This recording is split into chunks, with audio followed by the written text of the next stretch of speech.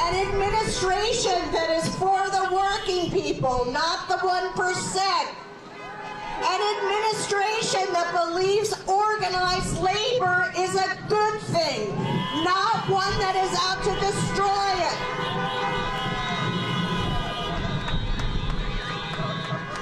An administration that knows we need an economy that works for working and middle-class folks. An administration that believes in the fundamental concept that health care is a human right. And don't let us forget, an administration that believes in science. It is their sense of fundamental decency and respect for their fellow human beings that makes me so proud to be supporting Joe Biden and Kamala Harris. We've tried having a president who only asks, what's in it for me? The result has been catastrophic for this country. We desperately and urgently need to get some proven public servants in these offices who have spent their entire lives working on behalf of others. That's what Joe Biden and Kamala Harris are all about. And that's why I couldn't be prouder to support the Democratic ticket for president and vice president in this election. They represent what this country is and everything that it can be. They represent the better future that we all choose. We just have to get them elected. I love the energy here today. We just have to keep that going until the polls close tomorrow at 8 o'clock. Let me tell you this, the entire country is counting on us. Call your friends, call your family, have those difficult conversations. Tell them why this election matters to you personally. Whether it's about a pre-existing condition or child care or needing a higher education, whatever your personal story is, talk to people on a personal level about why this matters to you. And then tell them why it is so important to vote for Democrats up and down the ballot, all the way up and all the way down. These next hours are going to be some of the most crucial in our nation's history. And it gives me enormous confidence to know that Vice President Biden and Senator Harris are leading the effort. They are fighting so hard for us. Let's bring this home for them. It gives me enormous confidence to know that Pennsylvania 7 is working to make this happen. Because we can do it. Yes, we can.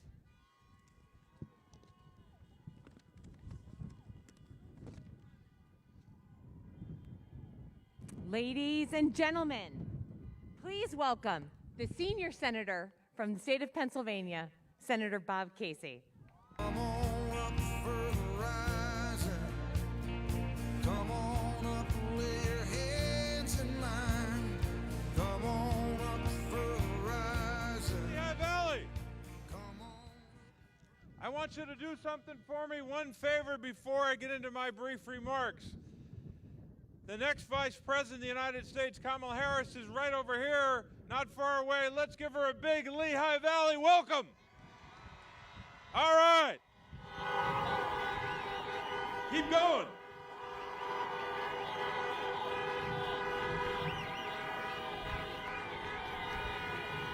All right. That was good. Now I got one question for you, Lehigh Valley. Are you ready to win for Joe Biden and Kamala Harris and the whole Democratic ticket?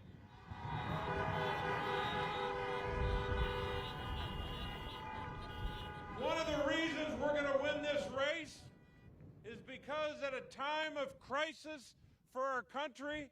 Joe Biden knows how to lead. He's prepared to lead. He's got the plans to lead, and we're going to make sure that he wins so America wins.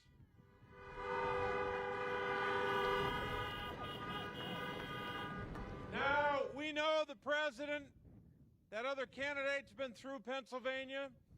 We know what he has said. We know what he told folks a couple of years ago when he was running. He said he was going to do great things for workers.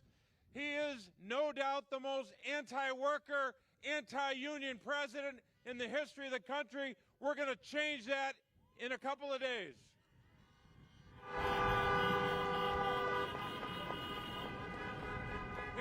Here are the facts, folks. If you look at where we were in January of 2017, in just 2 counties in Pennsylvania, let you guess who they are, Lehigh and Northampton, and you looked at the unemployment numbers then, there are 10,000 more people unemployed in just these 2 counties right now than there were then. We need a president who's going to build back better, create millions of good-paying jobs. That's Joe Biden and Kamala Harris. Last point on health care. We know that in these 2 counties, Lehigh and Northampton, more than 42,000 people got health care, and tens of thousands were protected from a pre-existing condition problem because of the Affordable Care Act. President Trump and his party are trying to take away health care. We're going to stop them. We're going to elect Joe Biden and Kamala Harris. We're going to win, and when we do, America wins. God bless you.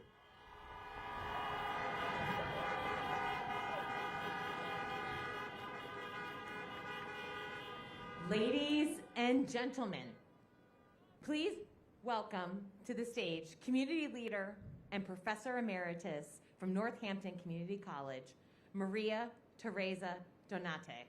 Y baila, baila, baila, ponle música pa' que esto no pare. Baila, baila, baila, tengo que besarte antes que se acabe. Baila, baila, baila, ponle música pa' que esto no pare. Baila, baila, baila, tengo que besarte antes que se acabe. Where are the Latinos in the house? ¿Dónde están los latinos?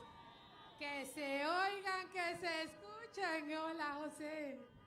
Encantada de estar aquí. Hace 4 años que estoy deseosa porque tengo esta energía por dentro que si no lo digo reviento. Hace 28 años que nosotros, mi familia, mis 3 niños, mi esposo, nos mudamos a Lehigh Valley, a Bethlehem, en busca del sueño americano. Y en los últimos 4 años ese sueño se convirtió en la pesadilla americana. Todos los latinos y los afroamericanos hemos sido víctimas de la discriminación y la injusticia de esta administración. Están poniendo a nuestros niños en jaulas. ¿Dónde se ha visto eso? La pandemia ha afectado desproporcionalmente a nuestros latinos. Más gente, más latinos están muriendo del COVID y mucho más latinos están siendo hospitalizados. ¿Por qué? Porque nuestra gente es la gente que está en la línea de fuego, haciendo los trabajos que más nadie quiere hacer. Señores, hay que sacar a Trump de la Casa Blanca.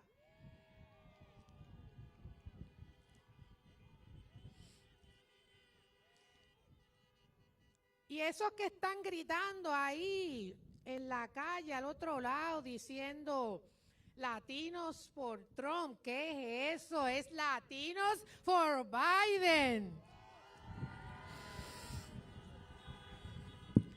Ya estamos cansados de que nos estén tirando papel toalla, ¿verdad? Que eso es como un insulto. Nos merecemos más. Cuidamos de sus niños. Sembramos sus fincas, trabajamos doble por el mismo salario y sabemos que como profesionales tenemos que probarnos 3 veces para que se nos reconozca.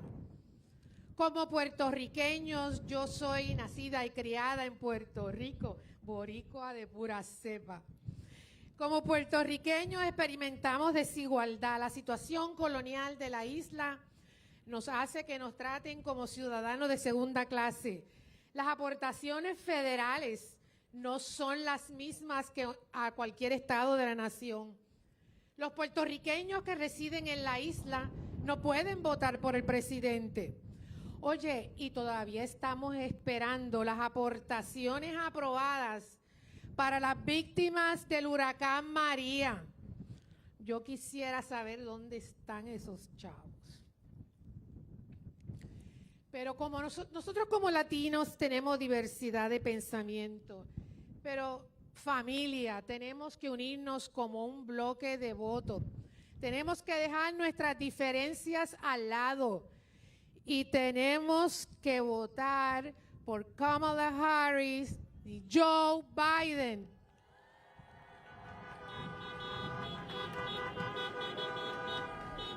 Mira, mañana levántate tempranito, vete y vota, llévate almuerzo y llévate comida extra para la gente que está en la línea contigo. Nosotros los latinos nos gusta compartir la comida, ¿verdad? Y después que tú votes, llama a tu vecino, llama a tus familiares y pregúntale, ¿necesitas transportación? Es más, esta noche todavía se pueden hacer llamadas.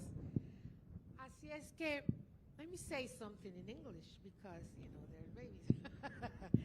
So, I was just saying that we're not a monolithic thinkers, but that this time we need to constitute a voting bloc to elect our Democratic President, Joe Biden.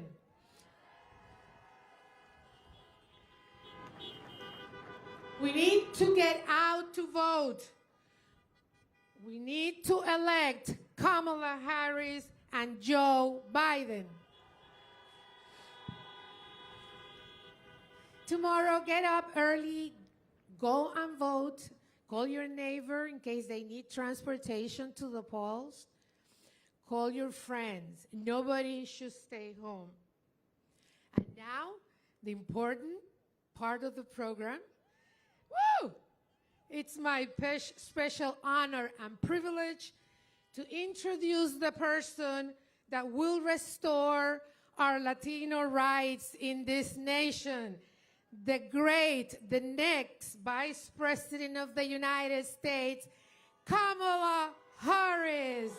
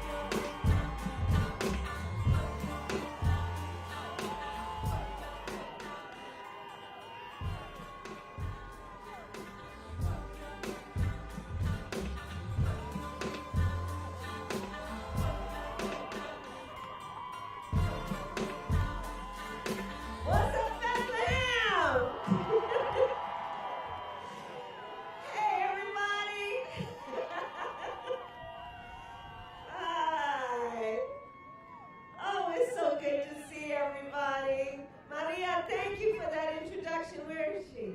Thank you for that introduction. It's so good to be with you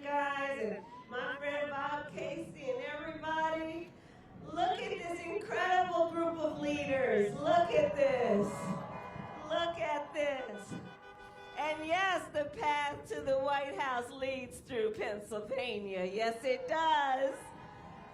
And you all are going to make it happen. You are going to make it happen. So I'm so glad to be with you this afternoon. You know, we're all here. Joe's in Pennsylvania, Jill's in Pennsylvania, Doug's in Pennsylvania, I'm in Pennsylvania, you're in Pennsylvania, we're in Pennsylvania. We're all here. It's happening right here. And this is Biden country, isn't it? That's right. That's right. So we're ready to get this done. We're going to get this done. Tomorrow is Election Day. In about 24 hours, Pennsylvania will determine who will be the next president of the United States. And you know, I did an event earlier, and I just decided, you know, I'm kind of done talking about the guy in the White House.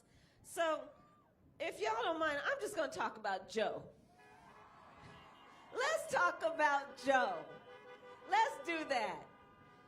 Let's do that. So, you know, Joe has been talking about the fact that this is a moment that really requires real leadership in our country because we're going through so many crises that all hit at the same time. And so Joe talks about 4 crises in particular.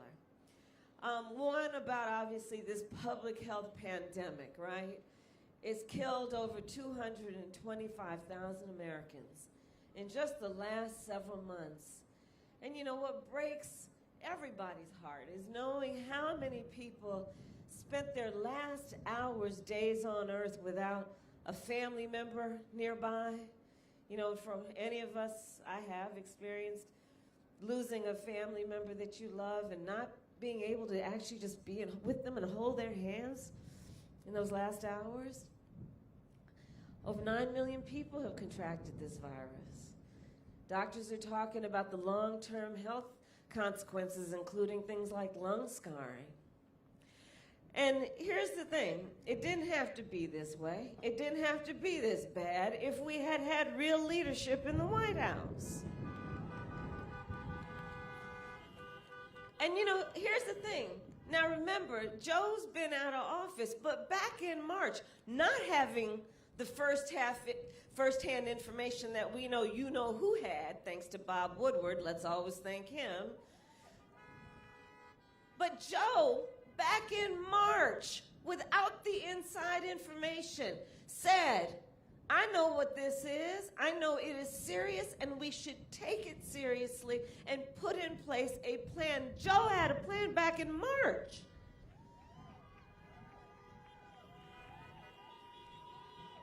Because remember, Joe has dedicated his life to public service.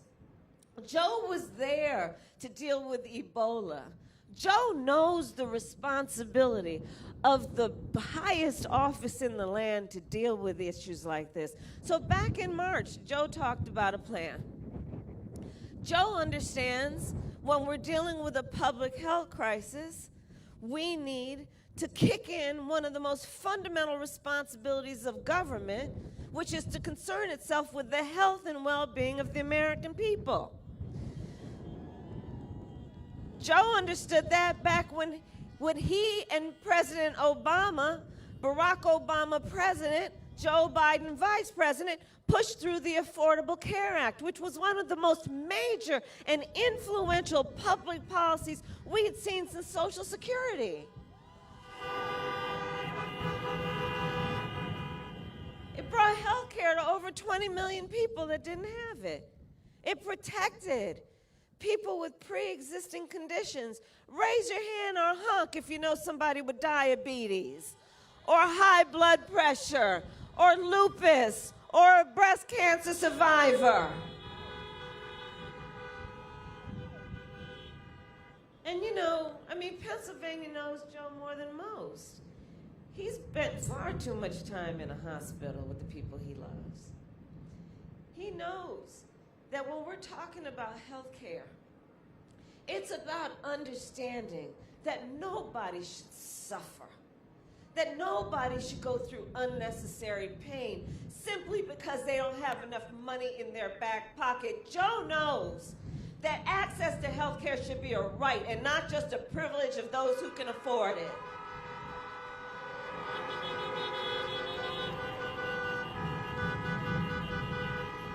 So everything's at stake in this election because Joe is saying, unlike the other guy who's trying to get rid of the Affordable Care Act, Joe's saying, no, we're going to build on my success, meaning his success, and we're going to expand protections. We're going to bring down the cost of premiums, bring down the cost of prescription drugs. We're going to lower eligibility for Medicare to age 60. We're going to deal with the fact that when we're talking about health care, you got to understand the body doesn't just start from the neck down. It also includes the neck up, and that's called mental health care.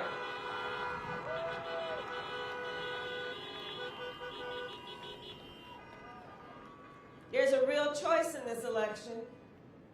Joe talks about the fact that we're in the midst of an economic crisis, in large part because of this pandemic. But look, we also know even before the pandemic, far too many Americans were working 2 and 3 jobs to try and pay the rent and put food on the table. Joe understands that in the America we believe in, nobody should have to work more than 1 job to pay the rent and put food on their table.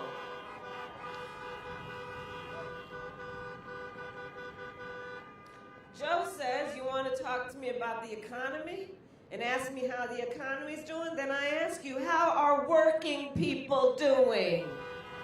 How are working families doing? Joe understands that when they pass that tax bill benefiting the top 1% and the biggest corporations of America, causing us to deal with a $2 trillion deficit, that wasn't about working people. And if we get done what we need to get done, Pennsylvania, in the next 24 hours, Joe and I are about to get rid of that tax bill.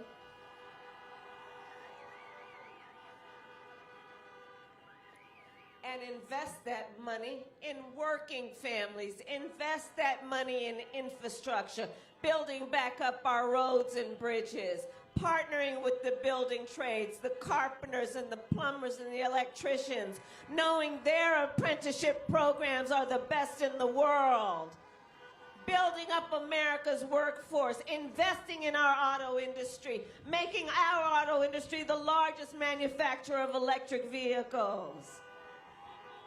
Investing in working families, not raising taxes on anyone making less than $400,000 a year, but also investing in working families knowing you should never pay more than 7% in your income in child care. Investing in our students who come from families who make less than $125,000, saying if you go to a 4-year public school, including an HBCU, you will go for free.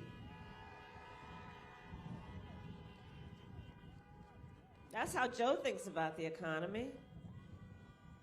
There's a real clear choice in this race. Let's deal with what Joe, being a student of American history and having the courage to speak truth, knows we need to do with a long overdue reckoning on racial injustice in America.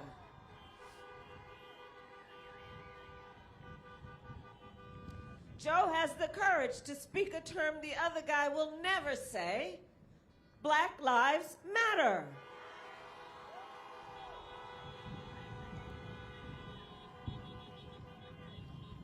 Joe knows, look, it may be uncomfortable for some folks to hear, but we got to deal with this. We have to deal with the fact that blacks and Latinos have been 3 times likely to contract COVID, twice as likely to die from it. We need to deal with the fact that our Native brothers and sisters have the highest rates of diabetes of any population in our country. We need to deal with these things. Joe knows that we are done with a so-called leader who has spent full time trying to sow hate and division between us, trying to get Americans to turn on each other. We're done with that.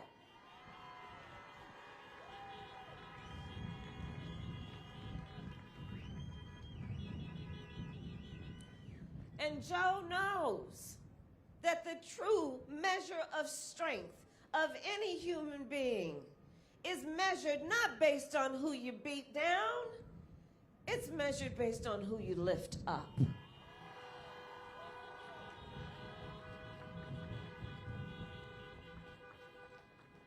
There's a real clear choice in this election.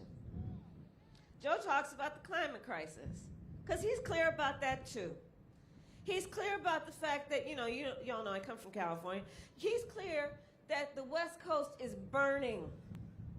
From California to Oregon to Washington over to Colorado, wildfires. I've met with families who are evacuated never to be able to return to their home. Firefighters who are fighting fires while their own homes are burning. My brother-in-law is a firefighter. Up and down the Gulf Coast states, people being battered by those storms. There have been 5 named storms this year alone.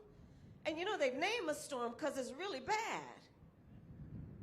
In the Midwest, farmers that have lost a whole season of crops because of the floods. Joe says, we need to embrace the science. We need to see this is an imminent knocking on our door harm, and we need to get to it. But Joe sees in a moment of crisis, a moment of opportunity, that this is the time then to invest in infrastructure, invest in renewable energy, invest, as I said earlier, in our auto industry, and our investment in being the greatest manufacturer of electric vehicles.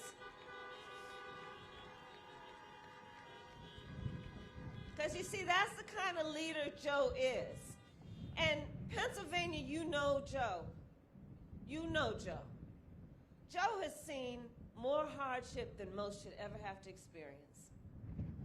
Joe has suffered more loss than anybody really should have to suffer. And I'm going to tell you something about Joe that I know and I know you know. In the midst of any crisis he has faced, he sees always a moment where hard work and determination and faith can see you through to see the opportunity of the moment. And on all of these issues, that's where he's at, because he believes in the American people, and he believes in the strength of who we are as a nation.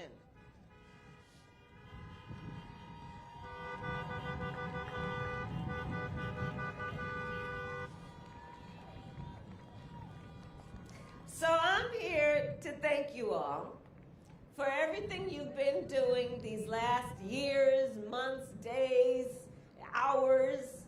I'm here to remind you, if you're here, you're a leader. So I'm here to remind us all that we still got a lot of time and a lot of work left to do before this election is over. Got a lot of work to do. And we want to make sure everyone votes. And as leaders, I'm sure you have been approached with a question I have been approached with, which is, why should I vote? And essentially, I believe there are 3 reasons that all of us should vote. 1, let's honor the ancestors. Let's honor the ancestors. This year we lost a great American hero, Congressman John Lewis. John Lewis, who fought, who shed blood on that Edmund Pettus Bridge for our right to vote and the right for black people to vote in America. Let's honor the ancestors. This year, we celebrated the passage of the 19th Amendment. Because those suffragettes 100 years ago in all their white were marching and shouting, saying, women have a right to vote too.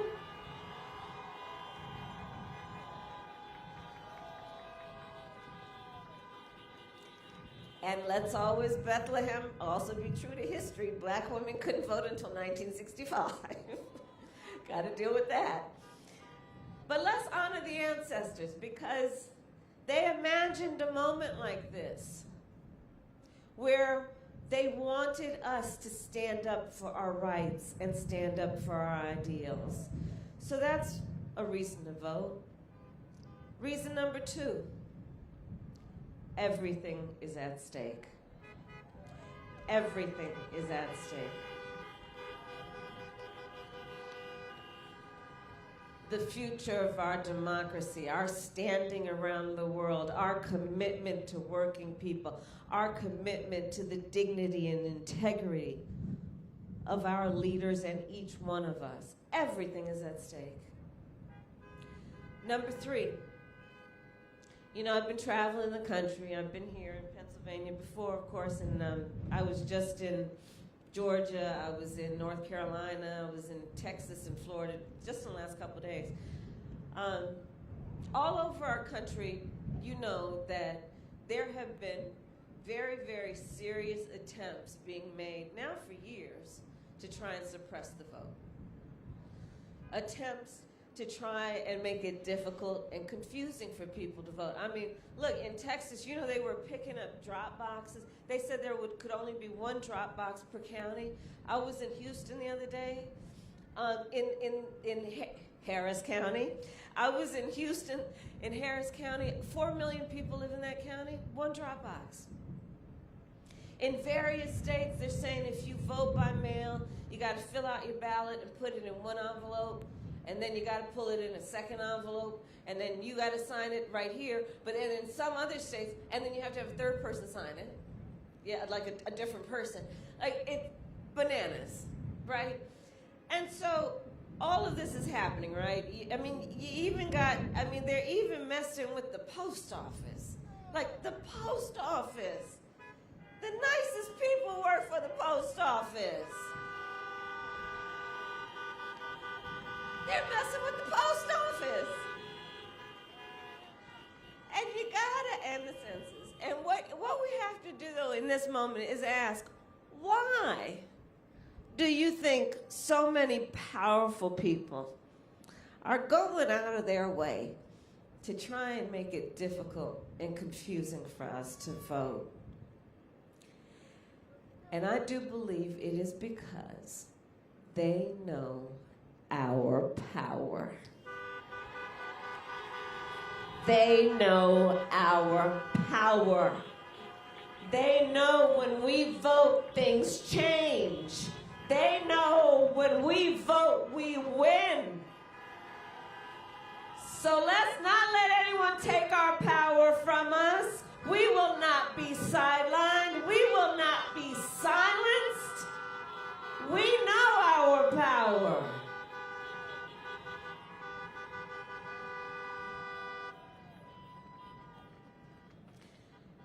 And my final point then is this. This moment will pass.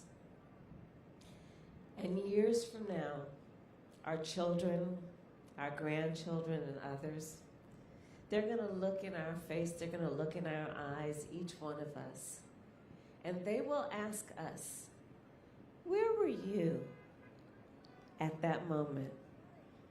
They will ask us, where were you? And here's the thing I know. We will tell them so much more than just how we felt. We will tell them what we did.